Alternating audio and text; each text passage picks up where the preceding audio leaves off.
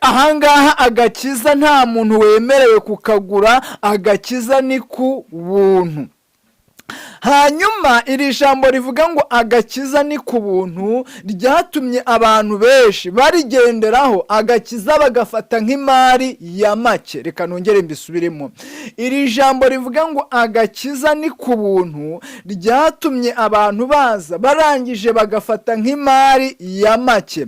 Inshuti z'Imana, nubwo agakiza twagahawe ku buntu, ariko uwakaduhaye yagatanzeho ikiguzi.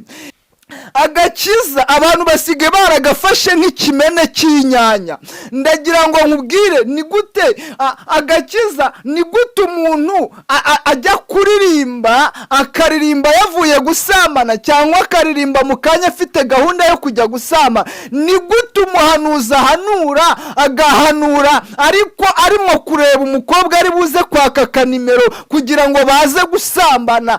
Inshuti z'Imana, aka gakiza mwafashe nk'imari ya make, Yesu yakameneye amaraso. Aka gakiza mwafashe nk'imari ya make, Yesu yakagiriye ku musaraba. Aka gakiza mwafashe nk'imari ya make, Yesu yakambariye ubusa. Aka gakiza mwafashe nk'imari ya make, Yesu yakambariye urubindo rw'amaha. Aka gakiza mwafashe nk'imari ya make, Yesu yakagiriye mu gituro.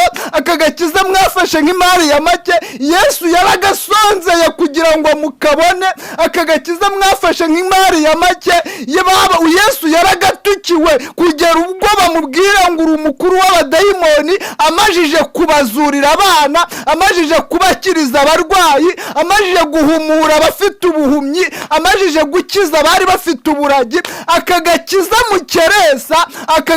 mu keresa, Yesu yarakababarijwe. Ubundi mwabaye mute byo gufata aka gakiza mwarangiza mukumva yuko muzakizwa muri mu rusengero, ariko mwagera hanze y'urusengero n'aka gakiza mukakarambika hasi? Ubundi mwabaye mute byo gufata aka gakiza mukagendana ibitabo birimo agakiza ariko mu mitima nta birimo? Ubundi mwabaye mute byo kuririmba agakiza ariko ntako mugira? Ubundi mwabaye mute byo kubwiriza agakiza ariko mwebwe ntako mugira? Ubundi mwabaye mute nuguyangu? Ubundi mwabaye mute hayiwe? Ubundi mwabaye iki? Niki mwabaye? Niki cyabongoje? Mwahaze iki? Mwanyoye iki? Ubundi mwariye iki? Niki cyabamaze ubwoba cyo gutuma agakiza k'Imana mugasuzugura bene aka kageni? Yewe muririmbyi uririmba ugasambana, niki cyakumaze ubwoba? Yewe uvuga ubutumwa ariko ukambura aho wafashe amadeni, niki cyakumaze ubwoba? Yewe muyobozi uyobora ariko ukagambanira umuyobozi mugenzi wawe, niki cyakumaze ubwoba? Ubundi niki cyabamaze ubwoba ko mbere mwinjiraga hera y'Imana mwabanjije gutitira, mwabanjije kwihana, mwabanjije kwigenzura, mwabanjije gusabirana imbabazi, mwabanjije niki cyabamaze ubwoba? Niki? Ubundi niki cyabamaze ubwoba? Umva uko ijambo ry'Imana rivuze. Turabashuhuje kandi tubahaye ikaze muri kano kanya. Amahoro, imigisha biva ku Mana Data wa twese nibibane nawe. Weho udukurikiye muri kano kanya, reka nkubwire ngo uhawe ikaze. Nge wumva ndi Ngoboka Miriam Theo. Nyemerera mbere yuko twinjira tubanze twiragize Imana, hanyuma dusenge. Mwami Imana Data twese, Imana igira neza, Imana y'urukundo, Imana y'impuhwe, Imana y'imbaraga, turagushimye ko uduhaye umwanya mwiza wo kuganira nawe. Turagushimiye ko wakinguye ijuru tukabona amanywa. Turagushimiye ko waturindiye imirimo myiza muri Kristo Yesu kugira ngo tuyigenderemo. Turagushimiye ko watwongereye umunsi wo kubaho. Nubishimirwe kandi ubihererwe icyubahiro. Kano kanya rero ndakwinginze ngo tugiye kubana na bano bantu, ndakwinginze ngo Umwuka Wera abari udushyigikira, kandi abumva ijambo ryawe n'imbuzi zawe abari bo nabo ubashyigikire mu izina rya Yesu Kristo Nazareti, amen. Nkuko mubimenyereye, ndi mwene so Ngoboka Miriam Theo. Ndagira ngo uyu munsi tuganire, ariko kandi nanone tuganire ku ijambo ry'Imana Imana impaye kugira ngo abe ari ryo mbagezaho.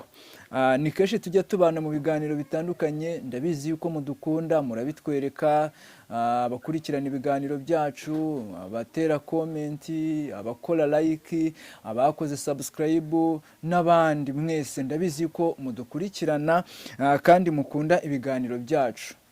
Rero natwe sinabura kuvuga yuko tubakunda, turabazirikana, turabasengera, kandi umwuka w'Imana ajya akomeza kubana namwe ndetse anakomeze kubashyigikira. Uyu munsi ndagira ngo nsabire buri muntu wese ugiye kubana natwe, Imana y'amahoro inyemerere hanyuma imwagurire imbago.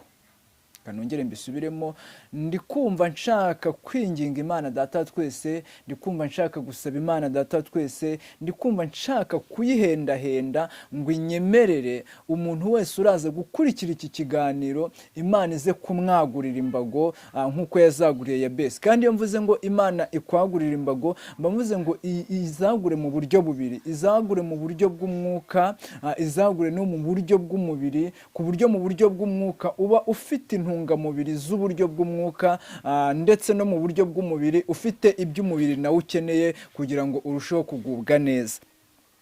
Hanyuma ntizimbye mu magambo, nyemera dusome ijambo ry'Imana riri mu butumwa bwiza bwa Yesu Kristo uko bwanditswe na Matayo, ni igice cyaho cya 16, turasoma duhereye ku murongo waho wa 24. Umutwe w'ijambo uravuga ngo Yesu asobanura iby'inzira y'umusaraba. Nshuti bakundwa bene data, inzira y'umusaraba ni inzira abenshi twibwira yuko yoroshye, ariko kandi abandi tukibwira yuko ikomeye, ariko nanone Yesu yavuze kuri iyi nzira y'umusaraba. Ndagira ngo tuze kuyiganiraho, aho muri uku kuyiganiraho nshaka kugira ngo ijambo tuza kuvugaho rize kuba ari ijambo rifite umutwe w'ijambo cyangwa se rifite teme ivuga ngo ntimugafata agakiza nk'imari ya make. Reka nongere mbisubiremo, ntimugafata agakiza nk'imari ya make. Hari ukuntu abantu bamaje gufata agakiza bagafata nk'imari ya make, cyangwa bagafata nk'igicuruzwa cya make, cyangwa bagafata nk'igihahwa cya make, ariko agakiza ka Yesu Kristo yemeye akagira ku musaraba, agata icyubahiro yari afite mu ijuru, akaza akemera kuvukira mu muvure, akavukira kwa Mariya, akarerwa na Yosefu w'umubaji, akemera agasuzugurwa, akemera agatukwa, akemera agakubitwa, akemera akajyanwa no ku musaraba, akemera akamburwa ubusa, akemera akambikwa urubindo rw'amahwa, akemera akagakiza. Ndagira ngo ntimuze kukaninira cyangwa ngo muze kugafata nk'imari ya make. Aka ntabwo ari agakiza, ntabwo ari imari ya make, ntabwo ari ibintu bikwiye gufatwa nk'uko bibonye, kuko ni ibintu byatumye umwami Imana, umwami Yesu yemera akamena amaraso. Reka mbere yuko mbitindaho, kuko ndi kumva bitangiye kuza, ariko nyemera tumanze dusome ijambo ry'Imana. Riravuga ngo ibice 16 mu butumwa bwiza bwa Yesu Kristo uko bwanditswe na Matayo, umurongo waho 24. Haravuze ngo Yesu abwira abigishwa be ati, umuntu nashaka kunkurikira yiyange yikorere umusaraba we ankurikire, kuko ushaka kurengera ubugingo bwe azabubura, ariko utita ku bugingo bwe ku bwanjye azabubona. Kandi umuntu byamumarira iki gutunga ibintu byose byo mu isi niyakwa ubugingo bwe? Cyangwa umuntu yatanga iki gucungura ubugingo bwe? Reka nongere nsubiremo rimwe, mbibutse turi gusoma mu butumwa bwiza bwa Yesu Kristo uko bwanditswe na Matayo, igice cyaho cya 16, umurongo waho wa 24, niho turi guhera. Hari ijambo rivuga ngo maze Yesu abwira abigishwa bati, umuntu nashaka kunkurikira yiyange yikorera umusaraba we ankurikire, kuko ushaka kurengera ubugingo bwe azabubura, ariko utita ku bugingo bwe ku bwanjye azabubona. kandi umuntu byamumarira iki gutunga ibintu byose byo mu isi niyaka ubugingo bwe? Cyangwa umuntu yatanga iki gucungura ubugingo bwe? Aho ni akabazo gahari. Iri jambo yarivuze ubwo yari ari kuganira n'abigishwa be. Hanyuma niho njyewe nari ndimo kuvuga, hari ukuntu tujya tubyina, hari ukuntu tujya turirimba tukumva ngo agakiza Yesu yagatanze ku buntu, tukanezezwa nuko yagatangiye ubuntu. Iyo usomye igitabo cy'umuhanuzi Yesaya igice cya 55 hari ijambo rivuga ngo yemwe udafite nimuze mugure, udafite ifeza cyangwa izahabu nazagure, murye munwe ku buntu nta kiguzi. Ahangaha abantu bagahita bumva yuko ubwo ari ukuza kwa Yesu, kandi koko kuza kwa Yesu iyo uje icya mbere wemera ni ukumwizera nk'umwami n'umukiza, ukamwakira, ukatuza akanwa kawe, warangiza bakakubatiza, imigenzo yose y'itorero ukaba uyinjiyemo, ukemererwa gusezerana, ukemererwa guhabwa ikarisitiya ku banyagatulika, ukemera kubyara muri batisimu n'iyindi migenzo, ukemererwa kujya muri korari ukaba umuririmbyi, ukemererwa kuba perezida wa korari, ukemererwa kuba umujyanama w'abakirisitu, ukemererwa kuba umudiyakoni cyangwa se cacu wa deni, ukemererwa kuba mwarimu, ukemererwa kuba pasiteri, yewe aho bita ba bishopu, ba aposo, ba apotere. Ibyo ngibyo nabyo bikagenda biza, ariko tukagendera muri ya nzira ivuga ngo agakiza ni ku buntu. Yego nibyo, agakiza ni ku buntu, kuko nta kiguzi na kimwe kibaho kigura agakiza. Yego agakiza ni ku buntu, kuko kuza gukizwa ntawe ukwaka igishoro. Ni ibintu umukene yemerewe kuza akinjira mu rusengero, ni ibintu umukene yemerewe kuza akakira Yesu agatura muri we, yaba yarize, yaba atarize, yaba afite cyangwa se adafite, yaba yarabyaye cyangwa atarabyaye, yaba ari mugufi cyangwa ari muremure, yaba ari inzobe cyangwa ari igikara, yaba ari munini cyangwa ari mutoya, yaba afite imyaka mike cyangwa afite imyaka myinshi, yaba ari mu mujyi cyangwa se ari mu cyaro, yaba ari mu Rwanda cyangwa ari hanze yarwo, yaba afite amafaranga cyangwa atayafite, agakiza uwo ari we wese yapfa kuba yemeye akizera Yesu Kristo, agakiza gahererwa ubuntu. Agakiza ni ku buntu. Kanongere mbisubiremo, agakiza ni ku buntu. Ahangaha nta gishoro, nta kiguzi, yaba igito cyangwa ubuzima, yaba amafaranga cyangwa izahabu, yaba ibinyampeke cyangwa se ibindi n'ibindi. Ahangaha agakiza nta muntu wemerewe kukagura, agakiza ni ku buntu. Hanyuma iri jambo rivuga ngo agakiza ni ku buntu ryatumye abantu benshi barigenderaho, agakiza bagafata nk'imari ya make. Reka nongere mbisubiremo, iri jambo rivuga ngo agakiza ni ku buntu ryatumye abantu baza barangije bagafata nk'imari ya make. Inshuti z'Imana, nubwo agakiza twagahawe ku buntu, ariko uwakaduhaye yagatanzeho ikiguzi, yakameneye amaraso, yaraje. Wibuke, ni Imana yavuye mu ijuru isiga icyubahiro, aza mu isi, yemera kuvukira mu muvure kugira ngo umwizera wese naho yaba ari umukene nawe amugireho uburenganzira. Yemera kuba impunzi. Mwibuke, umwami aramuhize ngo kugira ngo amwice, yemera kuba impunzi, bamuhungishiriza mu Egiputa, kugira ngo n'undi muntu uwo ari we wese n'uzaba ari mu buhunzi atazagira icyo yitwaza kugira ngo azavuge ngo na Yesu ubwo yahunze birashoboka ko nanjye nzahunguka. muri make yisanishije n'impunzi kugira ngo nazo zimugireho uburenganzira. arahunguka, amaze guhunguka agarurwa mu gihugu. amaze kugarurwa mu gihugu arongera kurira hahandi yakinnye imikino nk'iy'abana. ibyo ngibyo wenda reka nere kubigarukaho, ariko rwa rugoma abana bakora nawe yararukoze asigara mu rusengero nk'uko abandi bana nabo bajya bagendana n'ababyeyi barangiza bagasigara. ibi byari ukugira ngo n'abana bagaragare yuko nubwo bagira amafuti Yesu atigeze abatererana. byari ukugira ngo, ndetse ntabwo ari ibyo ngibyo gusa, Yesu yaremeye arasonza. kuri ijambo ry'Imana avuga ngo ubwo yababajwe gutyo azabura ate? Imana ishimwe.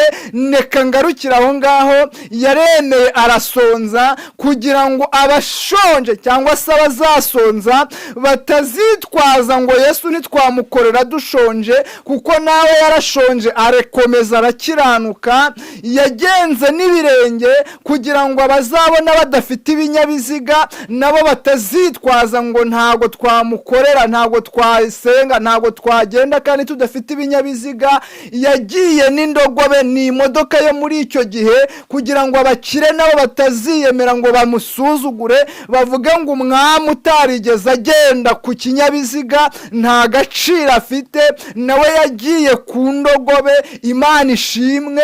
reka nkomereza ahangaha. aragiye, ageze igihe cyo kugera agiye kubambwa, niho yaganiriye n'aba bigishwa be. rero Imana ishimwe, aganiriye n'aba bigishwa nibwo ngo yababwiye yuko igihe kigiye kugera yarangiza akajyanwa ku musaraba, agakubitwa, agashinyagurirwa, akabambwa, ndetse aranaberura.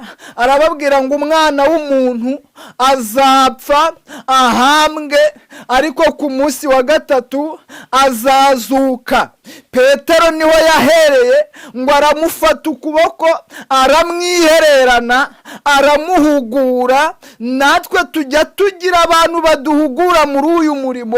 natwe tujya tugira abantu baduhugura bakatwereka ko gukorera Imana twayobye, bakatwereka ko atari uko nguko bayikorera, bakatwereka yuko twarengeye, bakatwereka ko biriya tutagagombye kubikora, bakatwereka ko biriya tutagagombye kubivuga. ngo nuko Petero aramwegera, arangije aramuhana, aramuhugura, aramubwira ati rekera aho ngaho, ibi bintu ntuzongere kubivuga. ariko umva ijambo ryiza Yesu yamusubije, aramubwira ngo mva inyuma Satani, kuko iyo nama ntabwo ari ivuye ku Mana, ahubwo ni inama y'umunyamubiri, ni inama ivuye ku bushake bw'umubiri. nari mbivugiye iki? natwe tujya tugira inshuti z'umubiri, nawe wenda warazigize. reka ntange urugero. ntangira iri vugabutumwa ntabwo ndaza kubabwira umwaka, usibye ko atari na mikeya ibi bintu mbimazemo. umuntu yigeze, kuko natangiye mfite umuhamagaro mbwiriza, nyobora ibyumba by'amasengesho. rimwe nibwo umuntu mwegeze kumbwira, arambwira ati rero ukwiye kugabanya ukagenza gakeya.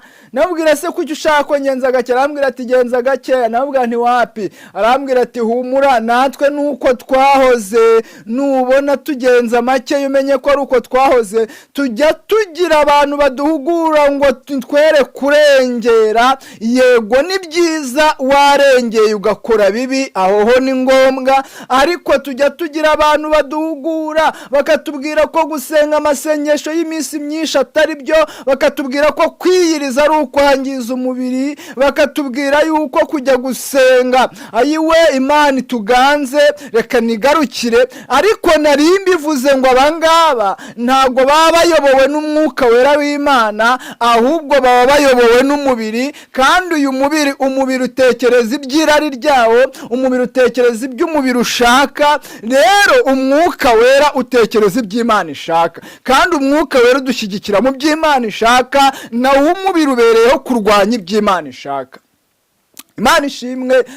Ndagira ngo ngaruke ahangaha, nshaka gutinda. Navuze ngo teme y'iri jambo, cyangwa se ninshaka mvuge ngo ni insanganyamatsiko y'iri jambo, iravuga ngo agakiza ntimuzagafate nk'imari ya make, cyangwa se karaburi iravuga ngo ni guki, ni iyihe mpamvu agakiza mugafata nk'imari ya make. Nshuti bene data, reka ngaruke. Reka ntange nk'urugero. Mujya mubona, tuvuga nk'umuntu agiye mu isoko akajya kugura inkweto, tujya tubona nk'ahantu bacuruza bodaboda. Reka bariho ntanga urugero nk'ahantu bacuruza bodaboda, kuko bodaboda ni inkweto 1000, 500, 700, 2,500, 3,500, ariko ntiri buzamuke ngo igure 30,000. Nahangaha iyo ugiye kureba ahantu bacuruza inkweto, rimwe izi bodaboda rimwe na rimwe usanga bazimennye hasi, ugasanga rumwe ruririya urundi ruririya. Bisobanuye iki? Bisobanuye ngo iyo ukunze umuguru umwe bahita bajya kugushakishiriza uwundi muguru. Kubera iki? Iyi mari kuko ari imari igura makeya, aho bayicururije barasuka. Uri kumva? Ariko tuvuge nk'urukweto rw'150, aho ruri ruhagaba, aho barushyize ari bararuhanagura, nibamara kuruhanagura barutereke muri etajeri cyangwa se akandi kantu bacururizamo, barushyiremo, muze kumva nimba ivuga nabi, baraza kurushyiramo ibindi bintu bituma rwa rukweto rukomeza guhagarara. Hari aho uzasanga barushyizemo ibipapuro cyangwa se ibitambaro, hari aho uzasanga bashyizemo kakuma kabugenewe kugira ngo urukweto rukomeze rumere neza. Bivuze ngo uru rukweto ahantu ruri ruhagararanye n'urwarwo, kandi impamvu rwo bagombye kuruhanagura barangije barushyira naho umuntu wese agira gute arureba. Kangaruka inyuma. Hanyuma iyi bodaboda umuntu uyiguze yemerewe kuyigura, yagera mu rugo agahita akuramo izo yari yambaye akazibika, agahita yambara bodaboda. Reka tuvuge n'uwo mu cyaro, niba agiye kurugura yambaye izifunze, aragera mu rugo azikuremo, narangiza azibike, ahita yambara bodaboda, ahita ajya arujyana hehe? Mu gishanga ajye kwahira ubwatsi. Rero ndagira ngo tugaruke kuri ijambo rivuga ngo kumurikira ni ukwiyanga. Warangiza ukikorera iki? Umusaraba. Ninde wiyanga? Ni umuntu wamaje kumenya agaciro k'agakiza. Aka gakiza ntabwo ari agakiza gasanishwa n'izi bodaboda umuntu ava kugura agahita azijyana kwahira mu gishanga. Abantu b'iki gihe agakiza bagafashe nk'imari ya make, ku rwego rw'uko umuntu ajya gusambana, ariko agasambana ari kuvuga ngo Mana we. Ku rwego rw'uko agakiza umuntu ajya kwiba, ariko akiba avuga ngo Mana umfashe. Ku rwego rw'uko agakiza abantu bakambarira, ariko bakagakoreraho ibyaha. Ku rwego rw'uko agakiza, Mana, agakiza abantu basigaye baragafashe nk'ikimene cy'inyanya.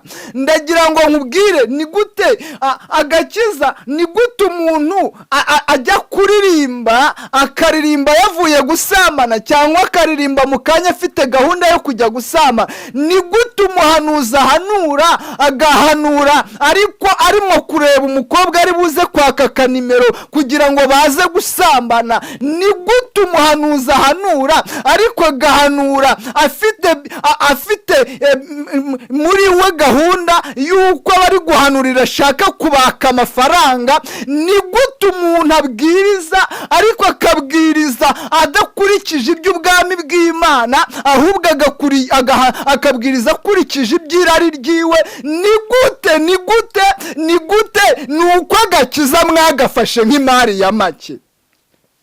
Inshuti z'Imana, aka gakiza mwafashe nk'imari ya make. Yesu yakameneye amaraso.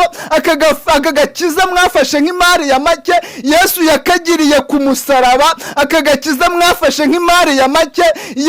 Yesu yakambariye ubusa. Aka gakiza mwafashe nk'imari ya make. Yesu yakambariye urubindo rw'amaha. Aka gakiza mwafashe nk'imari ya make. Yesu yakagiriye mu gituro. Aka gakiza mwafashe nk'imari nk'imari ya make, Yesu yaragasonzeye kugira ngo mukabone. Aka gakiza mwafashe nk'imari ya make, Yesu yaragatukiwe kugera ubwo bamubwira ngo uri umukuru w'abadayimoni, amajije kubazurira abana, amajije kubakiriza abarwayi, amajije guhumura abafite ubuhumyi, amajije gukiza abari bafite uburagi. Aka gakiza mukeresa Yesu yarakababarijwe. Aka gakiza mufata nk'imari ya make. Aka gakiza mufata nk'imari ya make. Dore abagabo bagahaye agaciro. Umugabo witwaga Petero yasize ibyo yari afite, umugabo witwaga Yohana yasize ibyo yari afite. Ariko mwabaye mute? Aka gakiza bamenye agaciro kako.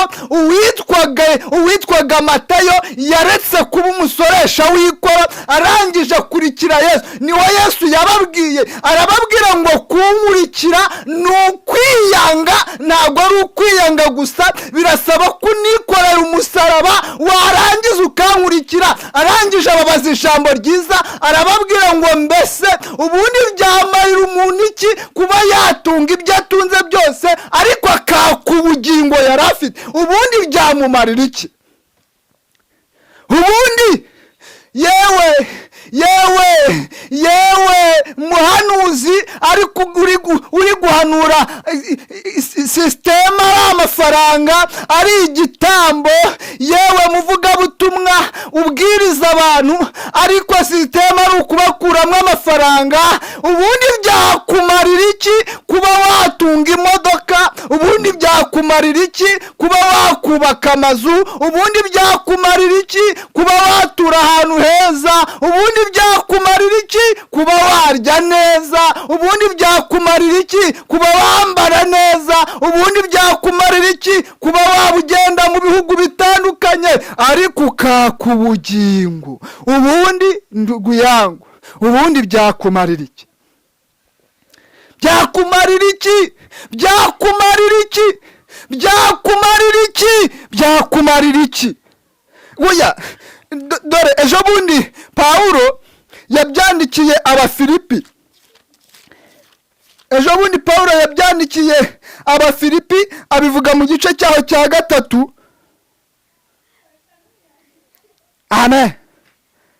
Yarabivuze mu gice cyaho cya 3 murongo wa 17 usomye, umva ukuntu Pawulo yavuze. Pawulo utari umukene, Pawulo utari injiji, Pawulo wari umunyabwenge, Pawulo wari warize agera ku kigero navuga ngo yari afite amashuri ahagije. Umva ukuntu Pawulo yavuze mu bice 3, aravuga ngo nyamara ibyarinda mu yanjye nabitekereje ko ari igihombo ku bwa Kristo, ndetse n'ibintu byose mbitekereza ko ari igihombo kubw'ubutunzi butagira akagero, ari bwo kumenya Kristo Yesu. Kubw'uwo nahombye ibyari ibyanjye byose, ndetse mbitekereza ko ari amase kugira ngo ndonke Kristo. Uri kumva? Umuntu wamaje kumenya inyungu y'agakiza, wamaje gusobanukirwa inyungu y'agakiza. Pawulo aravuga, iyo usomye hepfo aravuga ngo mureke mbibwire, yaba ari ibyiratwa, njyewe ndi umuheburayo mu baheburayo, ndi uwo mu muryango wa Benyamini, njyewe mvuka mu muryango wubaha Imana, njyewe ndi umuheburayo, mfite igisekuru cy'abaheburayo. Arakomeza avuga ngo mu byo gukomeza amategeko nari narigishijwe bihagije, ariko ahereye hejuru aravuga ngo ibyarinda mu yanjye. Ubundi ndugu ndagira ngo mbabaze abantu impamvu mugikomeje kugenda mwiyongerera gukora ibyaha, mugomera Kristo, musuzugura Kristo, nta yindi mpamvu. Ntabwo mwari mwamenya, ntabwo mwari mwagera ku kigero cyo kumenya Kristo, kugera ku kigero cyo kumenya Kristo. Yesu, uri kunyumva? Yesu agakiza yazanye yakazaniye aboroheje, ariko atari ukugira ngo abakomeye bagasuzugure. Agakiza Yesu yazanye yakazaniye abakomeye, atari ukugira ngo aboroheje babone ko hari abo kagenewe. Niyo mpamvu buri wese yamuhaye agakiza. Nongera mbisubiremo, nubwo agakiza mugafata nk'imari ya make, mugafata nk'ibicuruzwa bya make, mugafata nk'ibihahwa bya make, Yesu Kristo yagatangiye igiciro gikomeye. Yesu Kristo yagatangiye igiciro kugera ku kigero cyo gutanga ubuzima. Yabe wari unyumvishe? Inshuti z'Imana, aka gakiza reka kugasambaniramo, kuko uwakaguhaye yakameneye amaraso. Aka gakiza reka kugatuburiramo, kuko uwakazanye uwakaguhaye yakameneye amaraso. Aka gakiza reka kukibiramo, kuko Yesu yakameneye amaraso. Aka gakiza reka kukabesheramo, kuko Yesu yakagiriye ku musaraba. Aka gakiza reka kukambariraho ubusa, kuko Yesu Yesu yakagiriye mu gituro. Aka gakiza reka kukagambaniramo, kuko aka gakiza katumye Yesu yemera gutukwa. Ariko inshuti z'Imana, ndi kumva kano kanya nshaka kuvuga ngo wifate agakiza wahawe na Kristo. Ubundi mwabaye mute byo gutuma aka gakiza mugasuzugura bene aka kageni? Ubundi mwabaye mute byo gutuma aka gakiza mukagenda hejuru? Ubundi mwabaye mute byo gutuma aka gakiza mugashyira ku munwa ariko nikabe ku mitima yanyu? Ubundi mwabaye mute byo gutuma aka gakiza mukambariraho imyenda miremire ariko mukagakoreraho ibyaha?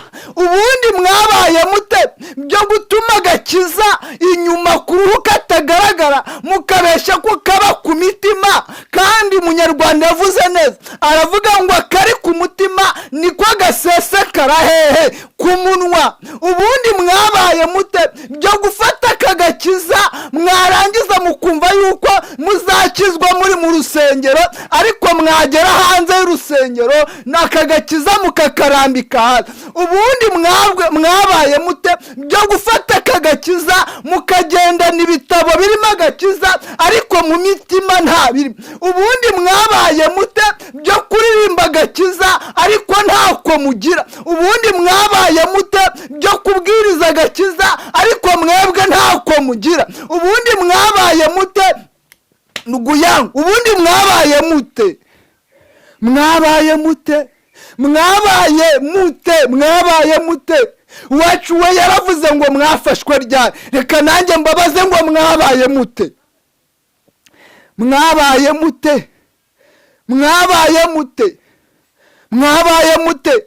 Kugera ku kigero abanyamahanga, abatwita ko ari abanyamahanga mu by'ubwami, abatwita ko ari abanyamahanga mu by'agakiza, basigaye babona igihugu cyacu, basigaye babona agakiza kacu batagakizwa. Ubundi mwabaye mwafashwe ubundi mwabaye iki? Niki mwabaye? Niki cyabongoje? Mwahaze iki? Mwanyoye iki? Ubundi mwariye iki? Niki cyabamaze ubwoba cyo gutuma agakiza k'Imana mugasuzugura bene aka kageni? Ubundi mwabaye iki? Ubundi mwanyweye iki?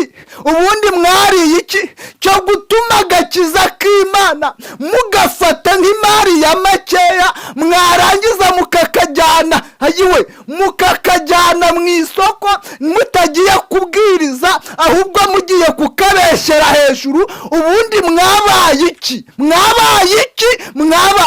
Ubundi ni iki mwanyweye cyabamaze ubwoba? Niki mwanyweye cyabamaze ubwoba? Niki niki ndi kumva nshaka kubabaza, niki cyabamaza ubwoba? Yewe muririmbyi uririmba ugasambana, niki cyakumaza ubwoba? Yewe muvugabutumwa uvuga ubutumwa ariko ukambura aho wafashe amadeni, niki cyakumaza ubwoba? Yewe muyobozi uyobora ariko ukagambanira muyobozi mugenzi wawe, niki niki cyakumaza ubwoba? Ubundi niki cyabamaza ubwoba? Ko mbere mwinjiraga hera y'Imana mwabanjije gutitira, mwabanjije kwihana, mwabanjije kwigenzura, mwabanjije gusabirana imbabazi, mwabanjije niki cyabamaza ubwoba? Niki ubundi niki cyabamaza ubwoba? Umva uko ijambo ry'Imana rivuze ngo kunkurikira. Niki ndugu yangu, niki cyakumaza ubwoba? Niki ndi kumva cyakubabaza, niki cyabamaza ubwoba? Niki cyabamaza ubwoba?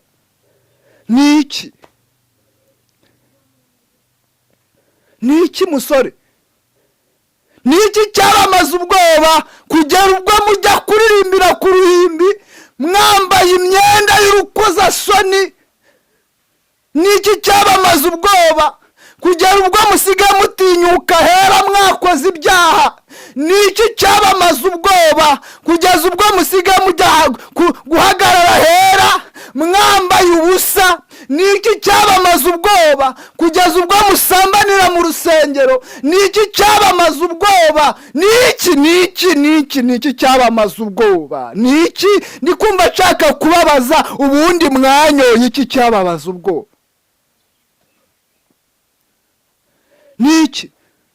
Ijambo ry'Imana riravuga ngo uko yari iri kera na n'uyu munsi niko ikiri, na n'uyu munsi niko ikiri. Uko yakiranukaga na n'uyu munsi niko igikiranuka, uko yagiraga imbabazi na n'uyu munsi niko ikizigira, ariko kandi uko yahanaga na n'uyu munsi iracyahana.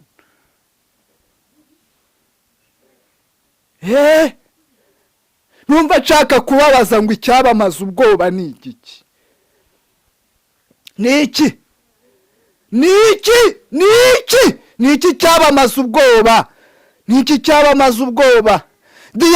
Badiyakoni, ubundi niki cyabamaza ubwoba?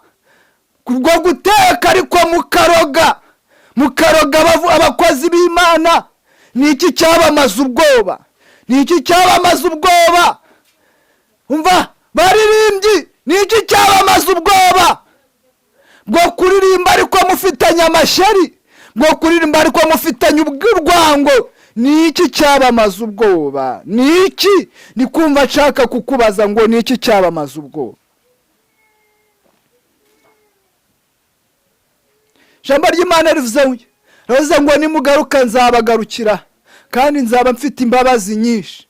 Rero nshuti z'Imana, ndashaka kukubwira ngo garukiraho. Uko Yesu yarari n'uyu munsi niko akiri, kandi akeneye abantu, akeneye intungane, akeneye abamwemeye, akeneye abamwizeye. Aracyari ku ntebe y'imbabazi kugira ngo nawe wamumenyereye ugarukiraho. Aracyari ku ntebe y'imbabazi kugira ngo nawe wasinze ugarukiraho ngaho. Aracyari ku ntebe y'imbabazi kugira ngo nawe wari warashize ubwoba ukamwubahuka nawe ugarukiraho. Aracyari ku ntebe y'imbabazi kugira ngo umwizera wese ahabwe ubugingo buhoraho. Agakiza ni ku buntu. Yesu aracyafite agakiza, Yesu aracyafite impuhwe, Yesu aracyafite imbabazi. Inshuti y'Imana, ndakwinginze ngo ugarukiraho. Imana y'amahoro iduhana umugisha.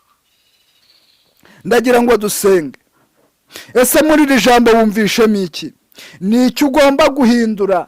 Umva weho wari udukurikiye, umva wa mukobwa wari udukurikiye, umva wa mubyeyi wari udukurikiye, umva wa mupapa we, umva nawe wa musore we. Mbese wumvisha Imana ikubwiye iki? Nyuma y'iki Imana ikubwiye, ese wumvisha ukwiye gukora iki? Ese wumvisha ukwiye guhinduka? Niba utsinzwe n'ijambo ry'Imana, niba utsinzwe n'uko Imana ivuganye nawe, ndagira ngo nkusabe, ndagira ngo nkwingingire, ndagira ngo nkuhendahende, ndagira ngo nkuguyaguye, hanyuma unyemerere, hanyuma hanyuma nkusabira Imana, hanyuma tubwire Imana Data wa twese nk'umutunzi w'imbabazi, kugira ngo akugirire ubuntu, kugira ngo akugirire impuhwe, kugira ngo akugirire imbabazi. Nawe aragukeneye, na wa mwana w'ikirara nubwo yari yarayishije ibyo se yari yaramuhaye byose, abyayishije ubugoryi. Ndabizi ushobora kuba nawe waragize ubugoryi, ushobora kuba waragize ubupfapfa, ushobora kuba waragize ubupfayongo, ariko ndakwinginze garukira aho ngaho. Yesu aragushaka, akeneye kugukoreshereza ikirori, kubera yuko nawe ufashe umwanzuro. Fata umwanzuro mwiza, fata umwanzuro mwiza, hanyuma wegere Yesu.